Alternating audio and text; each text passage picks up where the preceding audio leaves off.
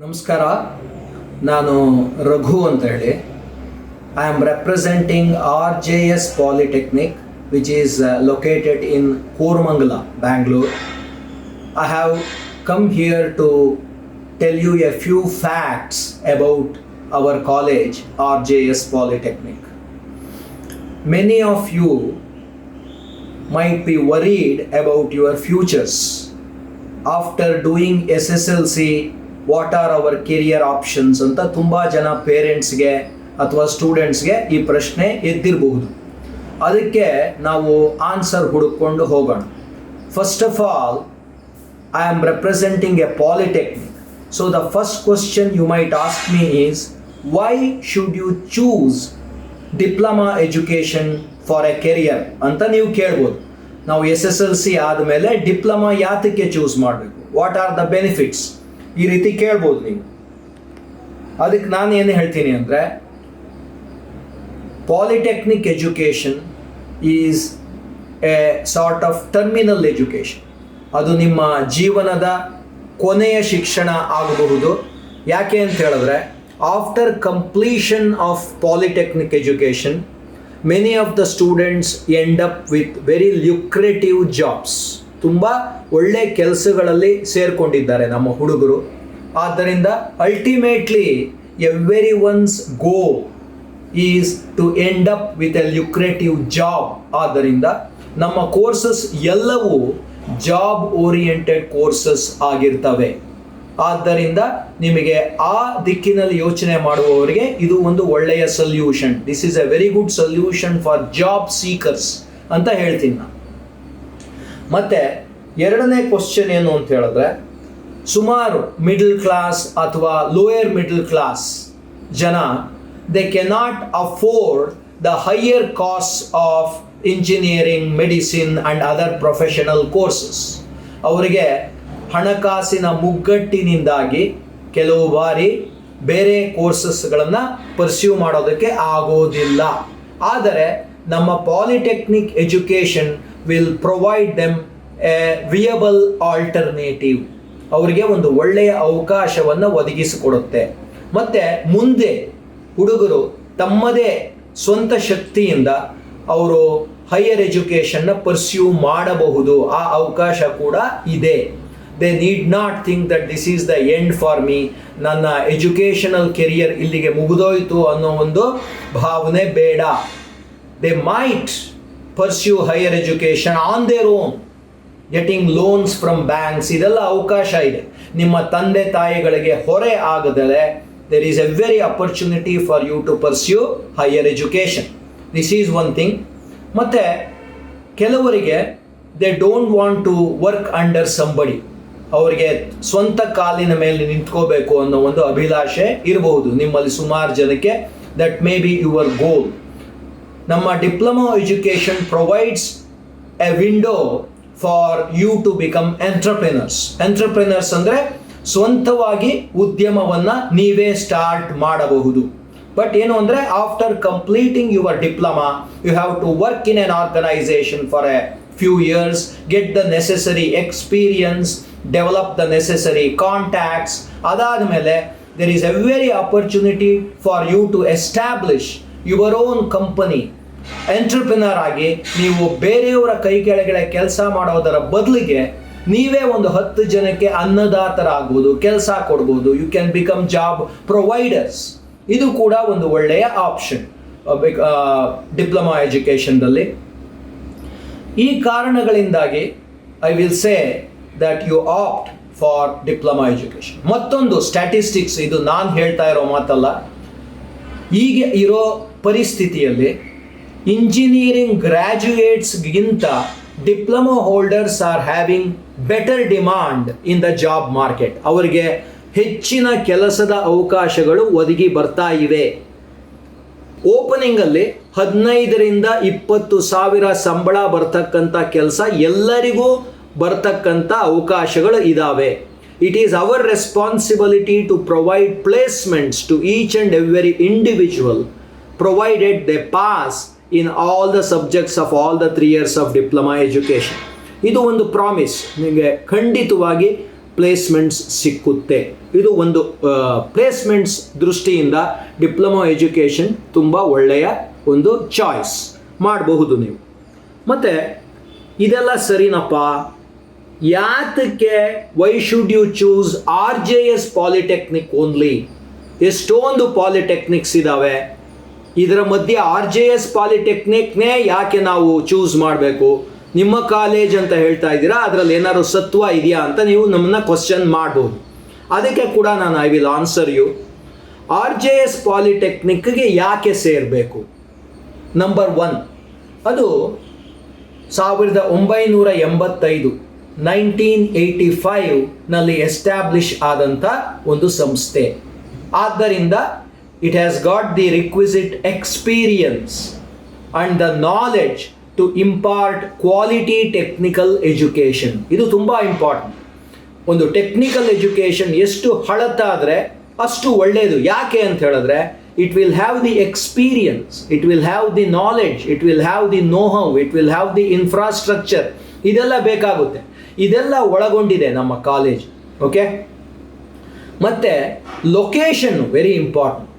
Technical ಎಜುಕೇಷನಲ್ಲಿ ಏನಾಗುತ್ತೆ, ನಿಮ್ಮ ಅಟೆಂಡೆನ್ಸ್ ತುಂಬ ಇಂಪಾರ್ಟೆಂಟ್ ಆಗುತ್ತೆ. You have to attend classes punctually and regularly. ಅದಕ್ಕೆ ಏನಾಗುತ್ತೆ, location of the college becomes a very important issue. ನಮ್ಮ college it is centrally located in Bangalore with bus connectivity from almost all parts of Bangalore. ತುಂಬ ಸುಲಭವಾಗಿ ಕಾಲೇಜಿಗೆ ಬರಬಹುದು. In time 9 o'clock ಬೆಳಗ್ಗೆ college start ಆಗುತ್ತೆ, ಅದರ ಒಳಗಡೆ ನೀವು ಕಾಲೇಜನ್ನ ತಲುಪಬಹುದು. ಯಾವ ಕ್ಲಾಸಸ್ನೂ ಆ ಕಾರಣದಿಂದ ಮಿಸ್ ಮಾಡ್ಕೊಳ್ಳುವಂಥ ಕಾರಣ ಇರಲ್ಲ. Location is very important. ನಿಮಗೆ ಬಂದು ಹೋಗಲಿಕ್ಕೆ, ಸೇಫ್ಟಿ ಆಫ್ ದ ಸ್ಟೂಡೆಂಟ್ಸ್, ಇದೆಲ್ಲ ತುಂಬ ಇಂಪಾರ್ಟೆಂಟ್. ಅದು 2ನೇ ಪಾಯಿಂಟ್. 3ನೇದು, ಕಾಲೇಜ್ ಚೆನ್ನಾಗಿದೆ ಅಂದರೆ ಏನು ಅರ್ಥ, ಏನು ಚೆನ್ನ ಅದರಲ್ಲಿ ಅಂತ ಹೇಳಿದ್ರೆ, infrastructure. It has got very good infrastructure. It has got very well established labs ಇದೆ.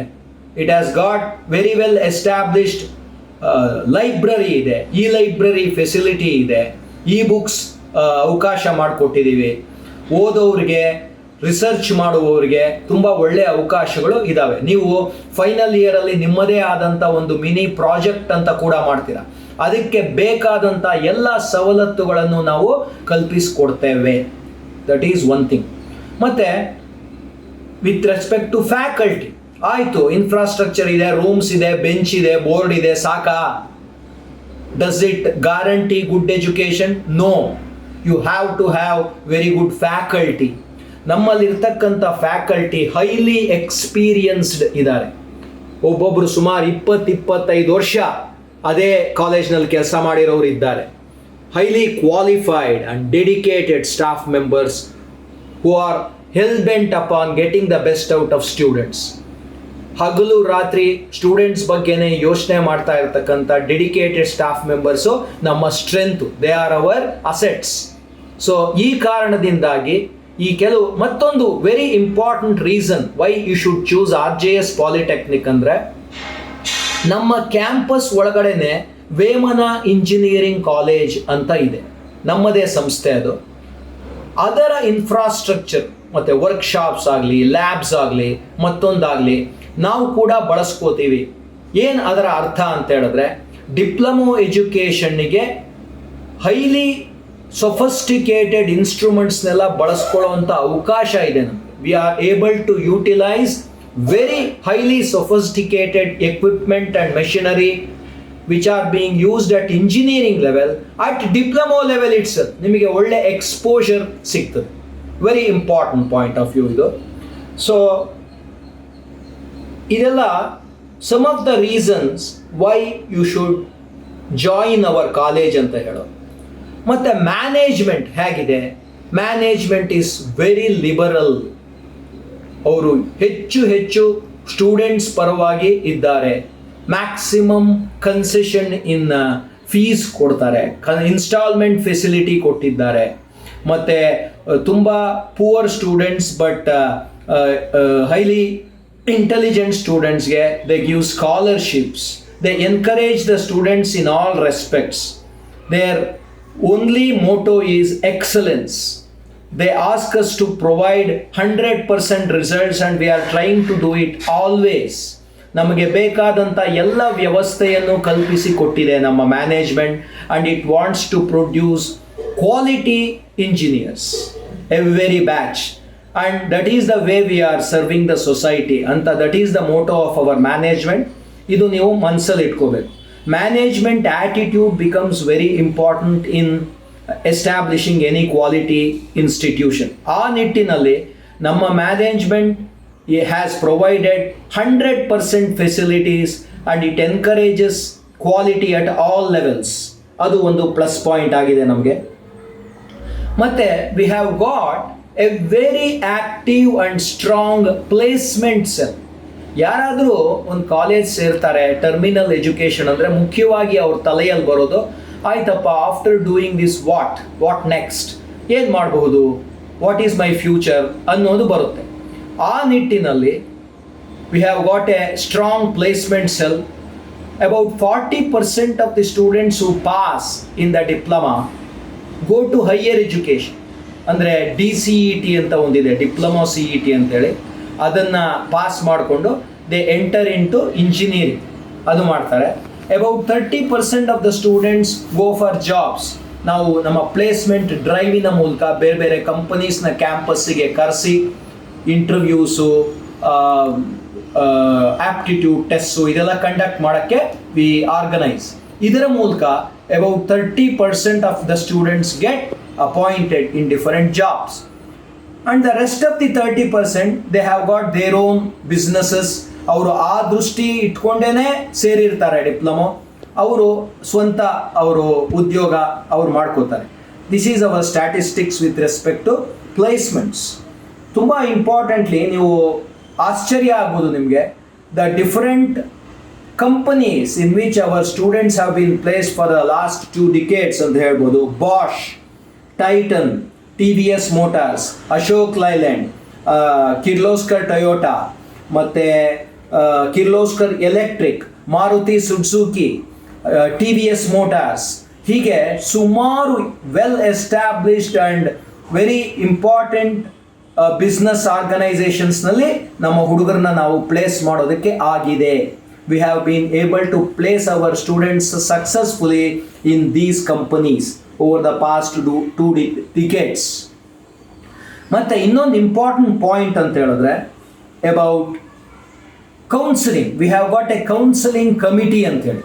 ಅಕಸ್ಮಾತು ಯಾರಾದರೂ ಹುಡುಗರು ಯಾವುದೋ ಕಾರಣಕ್ಕೆ ಹಿಂದೆ ಉಳಿದಿರ್ತಾರೆ, ಓದಿನಲ್ಲಾಗ್ಬೋದು, ಬೇರೆ ಕಾರಣಕ್ಕಾಗ್ಬೋದು, ಅವರ ಪ್ರಾಬ್ಲಮ್ಸ್ ಏನೋ ಇರ್ಬೋದು, ಅದನ್ನು ನಿಧಾನಕ್ಕೆ ಮಾತಾಡಿಸಿ ಅವರನ್ನು ಕೌನ್ಸಿಲ್ ಮಾಡಿ to bring them back to the track ಕೆಲಸ ಮಾಡ್ತೀವಿ ನಾವು ಒಂದು ನಿಧಾನಕ್ಕೆ. Because students have got lot of psychological problems ಆಗ್ಬೋದು, ಮನೆಯಲ್ಲಿ ಬ್ಯಾಕ್ಗ್ರೌಂಡ್ ಆಗ್ಬೋದು, ಫೈನಾನ್ಷಿಯಲ್ ಪ್ರಾಬ್ಲಮ್ಸ್ ಆಗ್ಬೋದು, ಅವರ ಮನಸ್ಥಿತಿ ಮೇಲೆ ಇದೆಲ್ಲ ಪರಿಣಾಮ ಬೀರುತ್ತೆ.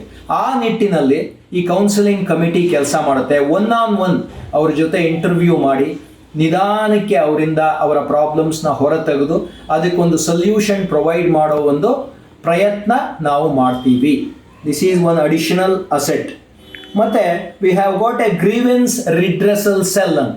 ಅಕಸ್ಮಾತ್ students have got some problems, ಏನೋ ಒಂದು ಫೆಸಿಲಿಟಿ ಇಲ್ಲ, ಡ್ರಿಂಕಿಂಗ್ ವಾಟರ್ ಇಲ್ಲ, ಮತ್ತು ಊಟ ಮಾಡೋದಕ್ಕೆ ಸ್ಥಳ ಇಲ್ಲ, ಮತ್ತು ಅವ್ರ ಕ್ಲಾಸಿನಲ್ಲಿ ಕೂತ್ಕೊಳ್ಳೋಕ್ಕೆ ಜಾಗ ಸರಿಯಾಗಿಲ್ಲ, ಮತ್ತೊಂದಿಲ್ಲ, ಇನ್ಫ್ರಾಸ್ಟ್ರಕ್ಚರ್ ವೈಸ್ ಪ್ರಾಬ್ಲಮ್ಸ್ ಇದೆ, ಮತ್ತೊಂದು.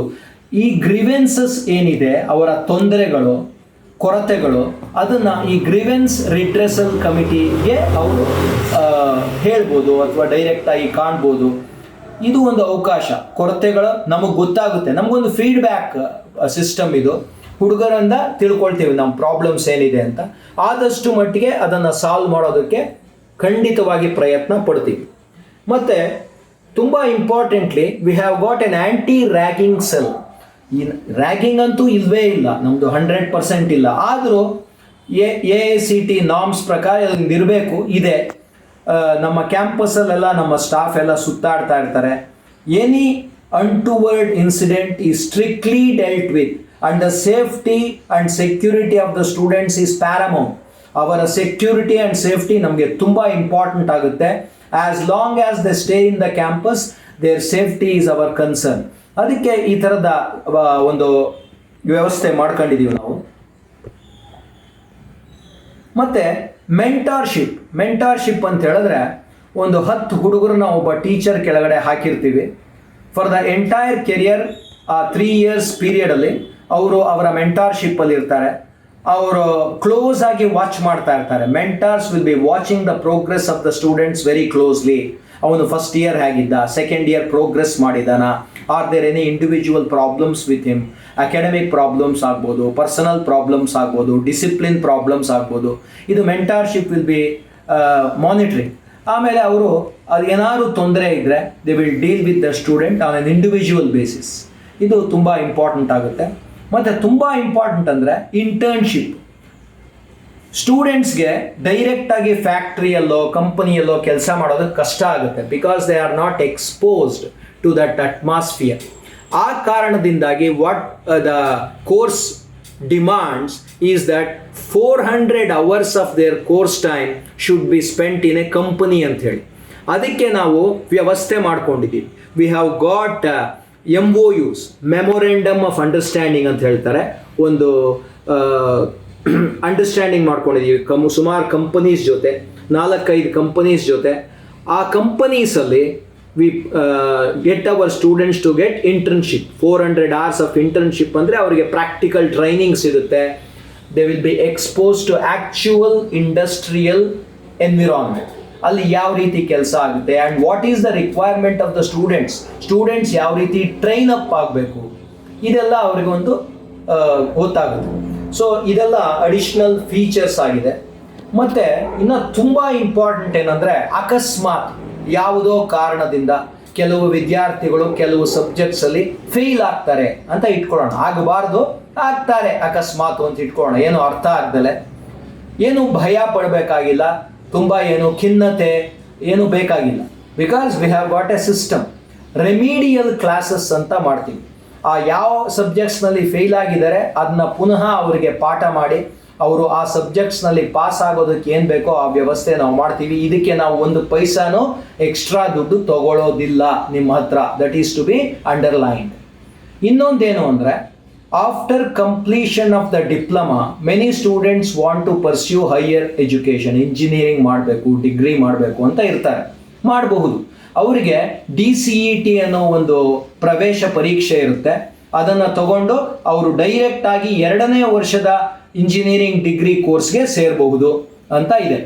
ಅದಕ್ಕೆ ಬೇಕಾದಂಥ ಏನು ತಯಾರಿಗೆ ನಾವು ಸಹಾಯ ಮಾಡ್ತೀವಿ ಹುಡುಗರಿಗೆ. DCET ಪರೀಕ್ಷೆಗೆ ಯಾವ ರೀತಿ ತಯಾರಿ ಮಾಡ್ಕೋಬೇಕು, ಯಾವ ರೀತಿ ಸಿದ್ಧತೆ ಮಾಡ್ಕೋಬೇಕು ಅನ್ನೋದಕ್ಕೆ ನಾವು ಅವರಿಗೆ ಕೆಲವು ಟಿಪ್ಸ್ ಎಲ್ಲ ಕೊಟ್ಟು ಅವರಿಗೆ ಅನುಕೂಲ ಮಾಡಿ ಕೊಡ್ತೀವಿ. ಇದೆಲ್ಲ ಫ್ರೀ ಆಫ್ ಕಾಸ್ಟ್, ಯಾವುದೇ ಒಂದು ದುಡ್ಡು ತಗೊಳ್ಳೋದಿಲ್ಲ. ಮತ್ತು ನಿಮಗೆಲ್ಲ ತುಂಬ ಏನು ಕುತೂಹಲ ಇರ್ಬೋದು ಅಂದರೆ, ಯಾವ್ಯಾವ ಕೋರ್ಸಸ್ ಇದೆ ನಮ್ಮಲ್ಲಿ. ಯಾವ್ಯಾವ ಕೋರ್ಸಸ್ ಇದೆ ಅಂದರೆ, ನಮ್ಮಲ್ಲಿ 6 ಬ್ರಾಂಚಸ್ ಇದೆ. ಒಂದು ಸಿವಿಲ್ ಇಂಜಿನಿಯರಿಂಗ್ ಇದೆ. Number 1 civil engineering. ಕಟ್ಟಡ ಕಟ್ಟೋದು, ಕಟ್ಟಡದ ನಿರ್ಮಾಣ, ಬ್ರಿಡ್ಜಸ್ ನಿರ್ಮಾಣ, ಇನ್ಫ್ರಾಸ್ಟ್ರಕ್ಚರ್ ನಿರ್ಮಾಣದ ಒಂದು ಭಾಗ ಅದು ಸಿವಿಲ್ ಇಂಜಿನಿಯರಿಂಗ್, ಎಲ್ಲರಿಗೂ ಗೊತ್ತಿರುತ್ತೆ. 2ನೇದು computer science engineering. Computer science ನಿಮಗೆ ಗೊತ್ತಿದೆ ಎಲ್ಲರಿಗೂ. ಹೆಚ್ಚು ಹೇಳೋದಕ್ಕೆ ಕಾಲಾವಕಾಶ ಇಲ್ಲದೆ ಇರೋದ್ರಿಂದ ಹೆಸರು ಮಾತ್ರ ಹೇಳ್ತೀನಿ. ಮತ್ತು ಎಲೆಕ್ಟ್ರಿಕಲ್ ಆ್ಯಂಡ್ ಎಲೆಕ್ಟ್ರಾನಿಕ್ಸ್ ಇಂಜಿನಿಯರಿಂಗ್ ಅಂತ ಇದೆ. ಅದರಲ್ಲಿ basic electrical components, motors, transformers, wiring, ಇದರ ಬಗ್ಗೆ ಎಲ್ಲ ಡೀಟೇಲ್ಡಾಗಿ ತಿಳ್ಕೊತಾರೆ. ಮತ್ತು ಎಲೆಕ್ಟ್ರಾನಿಕ್ಸ್ ಆ್ಯಂಡ್ ಕಮ್ಯುನಿಕೇಷನ್ ಇಂಜಿನಿಯರಿಂಗ್, ಅದು ತುಂಬ ಈಗಿನ ಕಾಲಕ್ಕೆ ಬೇಕಾಗಿರುವಂಥ ಒಂದು ವಿಭಾಗ. ಮತ್ತು ಮೆಕಾಟ್ರಾನಿಕ್ಸ್ ಇಂಜಿನಿಯರಿಂಗ್ ಅಂತ ಹೊಸದದು, ಚೆನ್ನಾಗಿದೆ. ಮತ್ತು ಮೆಕಾಟ್ರಾನಿಕ್ಸ್ ಆದಮೇಲೆ ಮೆಕ್ಯಾನಿಕಲ್ ಇಂಜಿನಿಯರಿಂಗ್. ಈ 6 ವಿಭಾಗಗಳು ನಮ್ಮಲ್ಲಿ ಇದ್ದಾವೆ. ಸೊ ಇದರಲ್ಲಿ ಯಾವುದ್ರಲ್ಲಾದರೂ ನೀವು ಭರ್ತಿ ಆಗ್ಬೋದು. ಎಲ್ಲದಕ್ಕೂ ಈಕ್ವಲ್ ಅಪರ್ಚುನಿಟೀಸ್ ಇದೆ. ಎಲ್ಲ ಹುಡುಗರಿಗೂ ಕೆಲಸ ಸಿಗೋ ಸಾಧ್ಯತೆಗಳು 100% ಇದೆ ಅಂತ ಹೇಳ್ತೀನಿ. ಮತ್ತು ಇನ್ನೊಂದು ವ್ಯವಸ್ಥೆ ಮಾಡಿದ್ದಾರೆ ಬೋರ್ಡ್ನವರು ಹೊಸ ಕರಿಕುಲಮಲ್ಲಿ. 1 ವರ್ಷ ಆದಮೇಲೆ ಪ್ರತಿ ವಿದ್ಯಾರ್ಥಿಯು 1ನೇ ವರ್ಷದ ಕೋರ್ಸ್ ಮುಗಿಸಿದ ಮೇಲೆ ಒಂದು ಡೆಫಿನೆಟ್ ಸ್ಕಿಲ್, ಒಂದು ಕೌಶಲ್ಯ ಪಡೆದಿರ್ತಾನೆ ಅವನು. ಅದ್ರ ಬಗ್ಗೆ ಅವನಿಗೊಂದು ಸರ್ಟಿಫಿಕೇಟ್ ಸಿಗುತ್ತೆ.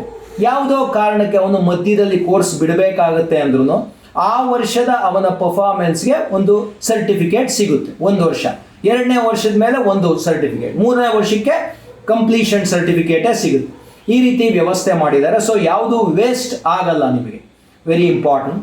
ಮತ್ತು ನಿಮಗೆಲ್ಲರಿಗೂ ಏನು ಅಂದರೆ ಒಂದು ಕುತೂಹಲ ಇರ್ಬೋದು, ಏನಪ್ಪ ಇಷ್ಟೆಲ್ಲ ಹೇಳ್ತಾ ಇದ್ದಾರೆ, ಏನು ಫೀಸ್ ಸ್ಟ್ರಕ್ಚರ್ ಏನಿರ್ಬೋದು, ತುಂಬ ದುಬಾರಿ ಆಗಿರ್ಬೋದಾ ಈ ವ್ಯವಸ್ಥೆ ಅಂತ ನಿಮಗೆ ಮನಸ್ಸಿನಲ್ಲಿ ಅನಿಸಿರ್ಬೋದು. ಆ ಥರ ಏನೂ ಇಲ್ಲ.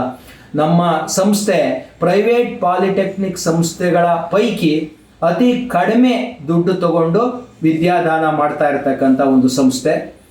ಎಲ್ಲ ಕೋರ್ಸುಗಳಿಗೂ ಸರಿಸುಮಾರು ಸರಾಸರಿಯಲ್ಲಿ 3 ವರ್ಷಕ್ಕೆ ಸೇರಿ 1 ಲಕ್ಷ ಆಗಬಹುದು ಫೀಸ್. ಆ ಕಡೆ ಈ ಕಡೆ ಒಂದೊಂದು ಸ್ವಲ್ಪ ವೇರಿಯೇಷನ್ ಇರುತ್ತೆ. ಈ ವೇರಿಯೇಷನ್ ಯಾಕೆ ಅಂದರೆ ಬೇರೆ ಬೇರೆ ಕೋರ್ಸ್ಗಳಿಗೆ ಬೇಕಾದಂಥ ಮೆಟೀರಿಯಲ್ ರಿಕ್ವೈರ್ಮೆಂಟು ಬೇರೆ ಬೇರೆ ಇರುತ್ತೆ. ಆ ದೃಷ್ಟಿಯಿಂದ ಸ್ವಲ್ಪ ಹಣಕಾಸಿನ ಇದರಲ್ಲಿ ಏರುಪೇರಾಗಿರುತ್ತೆ. ಬಟ್ ಸರಾಸರಿಯಲ್ಲಿ 1 ಲಕ್ಷ ಆಗ್ಬೋದು 3 ವರ್ಷಕ್ಕೆ ಸೇರಿ. ಆ ಫೀಸ್ನ ಇನ್ಸ್ಟಾಲ್ಮೆಂಟಲ್ಲಿ ಕೊಡ್ತಕ್ಕಂಥ ಒಂದು ವ್ಯವಸ್ಥೆ ಕೂಡ ಕಲ್ಪಿಸಿಕೊಡಲಾಗಿದೆ. ಸೊ ನೀವೇನು ಮಾಡಿ ಅಂದರೆ, I request all the parents and students to come over to our college campus and visit us personally as and when it is possible, and come and verify whatever we have told you. ನಾವು ಹೇಳಿರೋದ್ರಲ್ಲಿ ಸತ್ಯಾಂಶ ಇದೆಯಾ ಇಲ್ವಾ ಅಂತ ನೀವೇ ತಿಳ್ಕೊಳ್ಳಿ ಬಂದು. ಮತ್ತೆ ಇನ್ನೂ ಹೆಚ್ಚಿನ ವಿಷಯಗಳು ನಿಮಗೆ ಬೇಕು ಅಂದರೆ ವಿಸಿಟ್ ಮಾಡಿ ನಮ್ಮನ್ನು. Please visit us, we are there to help you. And ನಮ್ಮ ಕಂಪನಿ, ನಮ್ಮ ಸಂಸ್ಥೆ ಏನಿದೆ, we always pride ourselves in delivering what we have promised. ನಾವು ಏನು ನಿಮಗೆ ಹೇಳ್ತೀವಿ ಅದನ್ನೇ ಕೊಡ್ತೀವಿ. ಯಾವುದು ಬೋಗಸ್ ಯಾವುದು ಇಲ್ಲ ಇದರಲ್ಲಿ. ದಯವಿಟ್ಟು ಬನ್ನಿ, ಡಿಪ್ಲೊಮಾ ಸೇರ್ಕೊಳ್ಳಿ, RJS ಪಾಲಿಟೆಕ್ನಿಕ್ ಸೇರ್ಕೊಳ್ಳಿ, and make it a happy occasion for all of us. Thank you.